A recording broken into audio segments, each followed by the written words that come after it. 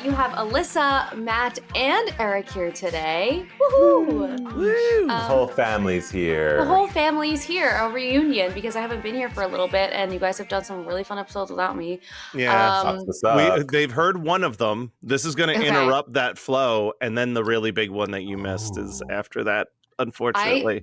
I cannot wait to listen to it. I can't wait to listen to it. But, you know, it's been a really crazy past couple of weeks. I'm so happy to be talking to you guys about things that are chill and normal. And you had like 4 curveballs at the exact same time. So we're glad that you got through those and are able to just be here. Thank you so much. It always is like that, right? Like it's like everything. I love what periods of time where it's like everything is like I hit the mark every time. I'm on every podcast I have to be on. I hit all of my deadlines for everything. I go to my office in my house. I go like downstairs to my room and like that's all I'm doing. I have a couple of plans here and there, but it's like nothing crazy. And then out of nowhere, it's like bam, bam, bam, bam. I'm like, oh my God. No, I feel terrible for Barb and the kids, but I always try to not have a lot of recording during the summer. And what that usually means is that for the 6 or 7 podcasts that I'm a part of, I just try to super stack June so that like I can be like, all right, everybody has a break until mid-August from now until then. And I mean, YOK is probably the only one that will still get recorded occasionally throughout July and August, but I've through many 7 or 8 podcasts recording a day situations, all of the other shows are good and covered, and I can just enjoy a month of summery fun. But man, I'm telling you, I long for the days where it's like, oh, I have one recording in the morning and then the rest of the day is my oyster. Like just do whatever I want. So what we're doing today, because it's the 4th of July weekend, we don't know how many people are really digging into podcasts this weekend. We didn't want to potentially dump an interview in here and then it like never gets listened to. We decided to do a little bit of a topic instead, and the topic is books that give us nice summary vibes. Ones that we've read, ones that we haven't read. I think we're going to go round robin. We'll start with the hosts, obviously. Save me for last. So we'll go Eric, Alyssa, and we'll just keep doing that cycle for 3 books, and then at the end we could talk about maybe one book that we're hoping to read this summer that we hope will give us those summer vibes as well. Eric, we will start with you. I'm going to start off with something light and fun because that's what summery is. Yep. It is called The Guncle. It is by Stephen Rowley. If you have not read it, it is this adorable story about this gay retired television actor. He's not retired because he's old. He's retired because he was on like a sitcom, I imagined it to be like he was Jack on Will and Grace in this universe, where it's like syndicated. He's getting a lot of royalties from it. So he lives in Palm Springs alone. His husband, I think, has passed away, and his younger brother has 2 kids, and his sister-in-law dies unexpectedly from, I think it may have been cancer, or like it happens very quickly. And his brother comes to visit after the funeral, and his brother tells him that he is an addict and he needs to get treatment, and the only person to watch his kids is his brother, who has no children and no responsibilities. He's like, can you please just watch the kids for a couple months while I go to rehab and try and get my head right so I can take care of them? And it's a very, very sweet story. It sounds like there's going to be like little dark moments. And I feel like there are small, realistic moments that are still uplifted by the fact that this is a feel-good story. It's so much fun to read. The characters are great. And I think it'll really warm your heart. And the fact that it takes place in Palm Springs in the middle of the summer means that it is a great summer read for me. Summery vibes.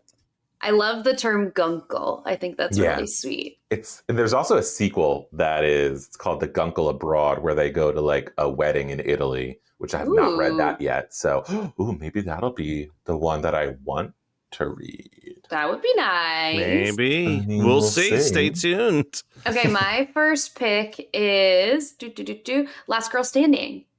Yeah. Last Girl Standing. Summer camp. Yeah. It's by YA alum. I don't know. Yeah. Jennifer Alum Dugan. / best friend. Yeah, exactly. Jennifer Dugan. And the book starts with a summer camp massacre. So it kind of gives Friday the 13th vibes a little in the beginning. Then afterwards, you are following the story of Cherry and Sloan, who are two survivors of the summer camp massacre. And Cherry is like, is it Cherry? Cherry or Sloan? Now I'm like confusing my characters. There's No, Sloan. Sloan is your main character. I'm literally reading it Sloan as we is- speak. So Oh, you are? Okay. yeah, this You is what am I are? reading right now is legitimately this. Oh, okay. I'm so excited for when you get I to will the text end. you when I get to the end because I know your Yeah. opinions of it. Yeah. Okay. Yeah. Like I didn't. The ending made me really mad, but I still really love the book, and it does give summer vibes because it takes. Well, the initial story takes place in summer camp, but I think the rest of the story is also taking place over the course of a summer. No. Yeah, I believe it's the summer, it's the summer before college because that's Yeah. like her parents are on her about Yes. if she's still going to college or not. Yes. So you're like following the two girls who are now dating, like in a full blown relationship, and you're following them sort of like each of them are having their own journey without giving anything away. Their journey with like what happened and trying to get some answers and like doing some investigating. And so it's a really fun little thriller mystery situation and it's awesome. So that's my first pick. I'm really excited that that's your first pick because my first pick is also from Jennifer Dugan. Yeah. But I'm going with Hot Dog Girl. Yeah. Hot Dog Girl is so good. You know, I don't want to call out any specific writers or anything like that, but as we've had different guests, I always make it a point to try to read as many of their books as possible because they're all just lovely people. And I would say that of all the books I've read since we started this podcast by the authors, Hot Dog Girl is like easily top 3, possibly my number 1. I Wow. loved this book so much. It's so funny. It's so charming. So this one is about a girl who works at a like local amusement park that's pretty beloved. But while she wants to be the cool girl that everybody loves and she wants to date the hot guy who's the lifeguard at the pool, she unfortunately year after year is the hot dog girl. She has to wear the hot dog costume and drive people to go to the concession stands all summer and buy food. And it's basically about her desperately trying to reinvent herself so that she's not the hot dog girl for the last summer before she goes off to college. And it's just funny and sugary sweet. And I loved everything about it. So absolutely love that. So I'm going to go with another guest, and it is Jennifer Dugan. I'm just kidding. This thought is that's the where you're Jennifer going. Dugan fan club. Here, listen to our 6 books about Jennifer Dugan. They're all summer reads. No, but it's actually from Rex Ogle, who Matt and I were just talking about. Yeah. His graphic novel, it is published under his pen name, which is, I think, Ray Tercio, but it's secretly Rex Ogle. It is called North Ranger. It is a retelling, I want to say modern, in quotes, retelling, because I think it takes place in the 80s, of North Ranger Abbey. And it is about 2 kids in Texas who are working on a ranch during the summer and kind of exploring sexuality and also grief and horror movies. And it's just like, it seems like it's going to be a horror movie. Like there's some dark secret at this ranch, but there's a little bit more going on because it is based in reality. It's not a slasher murder mystery, but it kind of sets it up to be that way. And then as you learn who these characters are and their life, it's a really, really sweet and beautiful graphic novel. And also, it's a graphic novel. You get to look at pictures too, the illustrations are great. I need to see who did the illustrations. I think a graphic novel is a great choice for a beach read, actually. Right. Because you don't have to worry so much about, like, sometimes the glare from the sun is, like, annoying and it's hard to, like, read all of the words and whatever. But, like, if you're just looking at the the pictures and the text. It's good. That's a good choice. Brie Indigo is the artist, and she just did a really, really great job with this. I loved it. It was, I think, one of the reasons that we had Rex on to start with is because I read that one and I was like, I want to talk to this guy about his books. And we're talking about trying to get him back now. So Love it. we're getting the frequent flyers. We're getting our frequent flyers. Oh my God, we should start giving people punch cards. I don't know what they get on their fifth visit. Yeah, but... fifth visit, they get to become the third co-host. That's... Oh my gosh. Okay, my next one is not a YA. I like to read scary books in the summer. I like to read scary books really any time of the year. Yeah, but last summer, my beach read was a book called The Haunting of Blackwood House. And it reminded me of like Haunting of Hill House. Like it was like it wasn't like reinventing the wheel in any way, but it like really scratched the itch for something that was like haunted house vibes, spooky, but like not, I don't know. I remember going to sleep last summer after reading the book and sitting in bed and being like, I am actually kind of scared, but it wasn't, I don't know. It was just really good. And it's by Darcy Coates, and it's not going to break your brain, like best scary movie, book, whatever you've ever read in your life or scary story you've ever read in your life. But it's like something about it felt very like easy and breezy for me to read on the beach. So that's my next one, The Haunting of Blackwood House. I love that. It's it's like when it's really hot out, you need something to kind of cool your spine. Exactly. Like give you a spine chiller kind of thing. I'm not that much of like a summer person. Like I'm not that much of like a beach person or a pool person. Like I spend a lot of the summer mentally preparing for what's coming, which is fall, which is my time. That's my time to shine. That's my favorite time of the year. So it's sort of like I'm pre-gaming fall when I'm reading books like that in the summer. Love that. You should always be pre-gaming fall. Never agreed with you more. All right, so I'm going to go with a romance novel next. Ooh. And I'm going to call out another romance author who I just have decided is not for me. People love her. But there is a romance author named Tessa Bailey who just doesn't really do much for me. And I think it's because her books, by like page like 100, the characters are just fucking round the clock.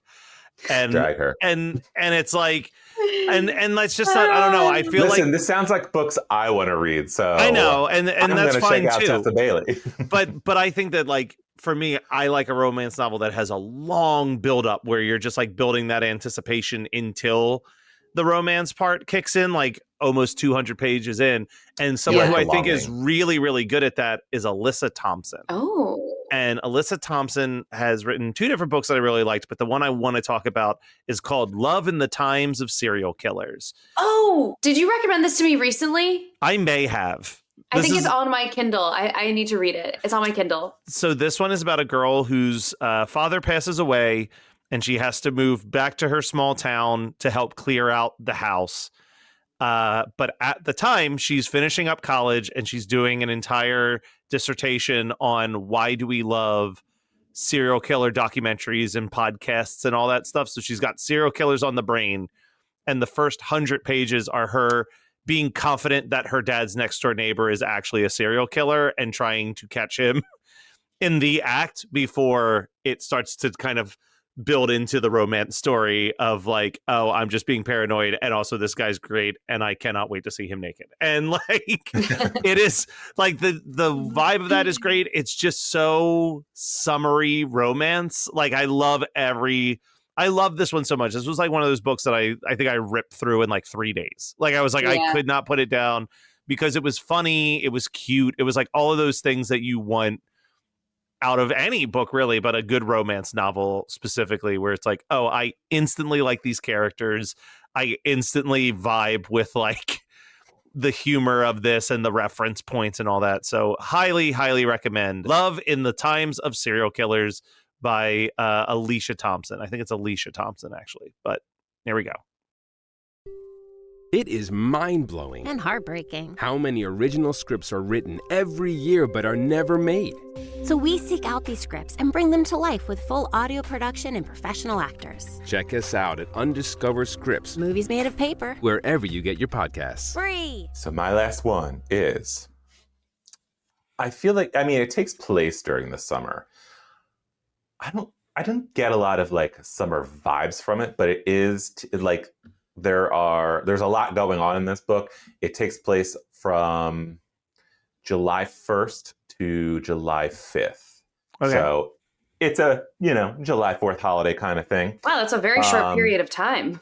It is. And there's more to it because like there's the first chapter is like from the 1600s or something leading up to the present day. But it is called The Savage Noble Death of Babs Dion. And I said I was reading this when we recorded our last episode that you weren't here for, Alyssa, and I immediately was like, I need to talk to Alyssa about this one because I think it is up your alley. It takes place in Waterville, Maine, and there's a grandmother up there who happens to be Maine's drug kingpin, and she and the other French old ladies that their ancestors have come over from France and lived in Canada and moved down to Maine. They are basically this group of drug dealers in this area. One day, one of Babs's, her oldest daughter, has a near fatal overdose, and then her youngest daughter goes missing and is found murdered within 24 hours. And the older daughter, in the midst of the story, you're like, Alyssa would love this. yes, the older daughter knows that her mother is a savage, terrifying human being, and she will destroy this town to find out who murdered her daughter. So she has to find out before her mother finds out that her daughter is dead, who the killer is. At the same time, this psychopath who works for a Canadian drug lord is coming into Maine to find out who is the main person in Maine that is selling all these drugs because the drug lord there wants to take over. And so she sees this as this hostile takeover, needs to find her daughter who is missing and dead, while the other older daughter is trying to find out who killed this person before her mom finds out. There's so much going on, and the characters are so fucking interesting. Like the entire time I was like, this is an HBO prestige drama. That's exactly what I was thinking. Like you have like either like Meryl Streep or somebody in this main role that's gonna get a fucking Emmy for it. I was like, I can't wait for this to become an HBO drama. And you know what? I'm telling you now, get in at the ground floor, read The Savage Noble Death of Babs Dion. It's amazing. It's the character work is so good. The story is really good. It's very propulsive. It's I think under 400 pages. It might be under 350 pages. I read it probably in maybe a little bit less than 2 weeks, a week maybe. Savage. Oh, okay, great. I'm going to get the audiobook right now because I have a long drive. Ooh, the audiobook about coming is so up. good. Maybe I should listen to the audiobook. I'm going to do that because I have a long drive coming up, and that is what I'm going to start. Ooh, exciting. Yeah. Okay. Well, love all of that. So it's over to you, Lissa, your final one. Okay, so my final one is, I'm having a hard time because I don't really read that many like beachy books. So I'm trying to think, or not beachy, like summery books. Okay. This is a weird one. But I think, I don't know, for some reason this feels like it still applies. There's a book that I read last summer, and it's called The Guest List by Lucy Foley. And it is another like thriller mystery type of situation. Wow, I can't relax to save my life. That's crazy. Okay. Now you understand why Eric read drug dealer, war battle, serial killer, and he's like, man, Alyssa. This screams Alyssa. Would love this. So it's about a wedding that takes place on like a really beautiful, like atmospheric cliffside type of thing. And you find out that somebody dies. Actually, there was a series on Netflix called, oh frick, what was it? It was one like Nicole Kidman is in. She needs to stop doing. Is it Nine Perfect Strangers? No, it was like it's literally almost exactly the same story where it's like there's a beachy cliffside town, someone dies, and Oh, there's the like one where there's like a wedding and then somebody yes, dies there's a at the wedding, there's a wedding, Yeah. yeah, and there's like an Agatha Christie style like mystery unfolding. I didn't even realize that's like pretty much exactly the same story. But don't watch the Nicole Kidman one because it's not that good, and also because the Perfect guest Couple. list, yes, Perfect Couple. And because the guest list by Lucy Foley is really good. It's like another book that I think I read in like 2 days last summer while I was on a little beachy vacation. And it's like the cell phone service is spotty and like you can't figure out. It's like, I don't know. It gives very like cliffside Agatha Christie vibes. So Love that would that. be that's my last one that I'm going to recommend that I have read. And I have like a little handful of books that I'm going to read this summer too. So I'm excited to talk about that. All right. And my last one is going to be one that I'm pretty sure I actually mentioned on here in the past. Or maybe I talked about the original. The original book was Better Than the Movies by Lynn Painter. She put out the sequel book this year, Nothing Like the Movies. And this one kind of takes place in the beginning of the college school semester. But it's California. It's very like summery. And the concept is basically where our story left off.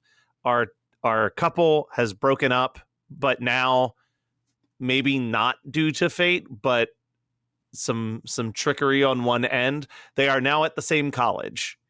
And it's been about 2 years. Basically, the boyfriend dropped out of school to deal with family stuff and now has re-entered college as a freshman and is discovering that the girl that he was dating when they broke up has become a completely different person. She's built her own friendships in college and has her own established history, and she's nearing the end of her college career as he's about to start college. But he maybe intentionally picked the same school as her to try to force a romantic comedy type meet cute to happen. And it's just imagine for the sake of a meet cute, just go visit the campus. Say you're visiting a friend. You don't enroll into the school. Unhinged. Red flag. Oh my God. It's delightful. It's funny. It's charming. It's all of those things. But yeah, even though it's like the beginning of the school semester, so much of it, he's a baseball player. So it's a lot of like him doing baseball practice. She works for the film studio at the school, so she's always filming the baseball games, and that's kind of their like will they won't they scenarios that keep popping up. So it just has like a little bit of that. Like when I think of baseball, I do think of summertime, even if it's like school sports stuff. So it kind of like checks that weird box of like beginning of the school year, you're still like remembering the cool summer stuff. There's a lot of them like talking about what they've been doing during the summer break and stuff like that. So it checks enough boxes that I think it'll work for someone's summer vibes desire. Now let's talk about one more book. What is something that you haven't read, but it is definitely on your like, I'm going to make it a point to read it this summer list? So mine is, again, I think this one's going to be for Alyssa, because not only does it take place during summer, not only did it come out during summer last week, it also has all of the ooky spooky vibes that Alyssa's going to look for. And it is by, it's called Kill Creatures. It's by Rory Power, who I'm actually trying to find a time for us to get her on the podcast to talk about this book, because I love Rory's books. She did one called, honestly, Alyssa, I think you would love all of her books. She did one called Wilder Girls that is these girls on an island. They've been quarantined on an island because it's an all-girls school, and there's some weird disease that they all have where their body is like mutating, and it is a fantastic read. But Kill Creatures is her first book out in, I think, like 5 years, and it is about this girl named Nan who last summer, she and her 3 friends were like, I think they like went camping somewhere, and Nan was the only one to come back, and she has no idea. She tells everybody, she's like, I don't know what happened. They just disappeared. I have no idea. My memory is really foggy. And then a year later, to the date, one of them comes back, and she has no memory of it. But Nan is like, excuse me, what the fuck are you doing here? I killed you and the other two girls. Whoa. So she has been lying this whole time and knows this person is supposed to be dead. But now she is back, and she says she does not have any memory of what's going on. And that is how this book starts. And Holy let me tell you, shit. I am so excited to read it. And hopefully we will get Rory on. in Oh the next my few God. weeks. That sounds great. Yeah, told you. Wow. Told you it was going to be up your alley. It is. I put that and Wilder Girls on my Goodreads. Wow. Okay. That sounds awesome. Okay. My pick, I'll say very quickly that I've never read, there's a book I think Emily Henry wrote called Beach Read or something like that, and I've never read it. And I do like a horny book every now and again, so like that will be something that I probably read this summer. But as I was digging into some YA that I want to read, first of all, Summer Girls by Jennifer Dugan. Duh. Yeah. There's a book that I found called Night Swimming by Erin Starmer. And the description for this sounds so like I wouldn't have picked it right away, but I was like, I think I need to read this. So it says, fall in love with this eerie and romantic novel about two teens trying to swim in every pool in town. When their quest takes them to a little-known pond in the woods, they fall quickly under its spell. Soon, the lines between reality and fantasy start to blur, and the teens find themselves on the cusp of something extraordinary and unsettling. Ooh. Extraordinary and unsettling. Well, I am color me intrigued. Yeah, So, right? and the author also wrote the book Spontaneous. Have you read that? No. That's a good one. And they made a movie of it too. It's about this girl in high school who one day kids in her school just start spontaneously exploding. And it's like, the movie is really good too. But I was like, gonna say I've heard about this somehow, and it must be because they made the movie version. Yeah. And it's like a kind of dark comedy, coming of age kind of thing. And I would check out that one too. Crazy. Yeah. Oh my gosh. Interesting. Okay, I'll put it on my list as well. Yeah, I mean, the one that Alyssa was talking about sounded interesting, but Spontaneous may have just like jumped very high on my list. Look at the cover for Night Swimming. For anyone That's a who's gorgeous listening, the cover is I just really looked at cool. that. That's Yeah. a really, really pretty cover. I It's like really that a lot. pretty. Yeah. I'm gonna go with something cliche as hell. I read and finished The Summer That I Turned Pretty by Jenny Han, Jenny Han, and I liked it quite a bit. So I'm gonna read the last two of that trilogy this summer. I think it's Not Summer Without You, and I am blanking on what the third book is called in that franchise. It is We'll Always Have Summer. So I think that's going to be my summer reads goals, is to knock out those other two books. And they're all like easy breezy, like 200-page books. So I don't think that there'll be much of a struggle to knock those out on my end. But yeah, that's mine. Kind of a lame duck ending, I'm sure. But let us know what you're going to read this summer at YAOK Podcast on Instagram.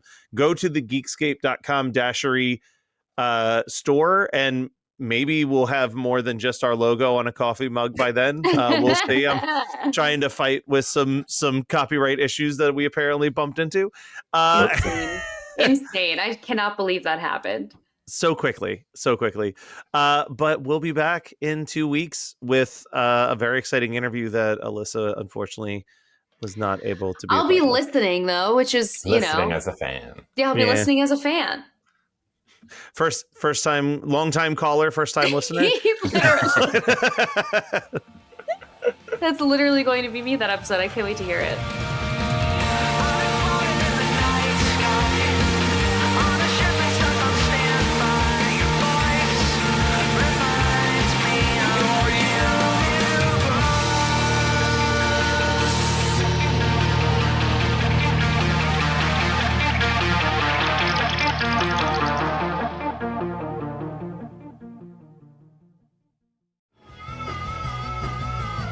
You're listening to the Geekscape Network.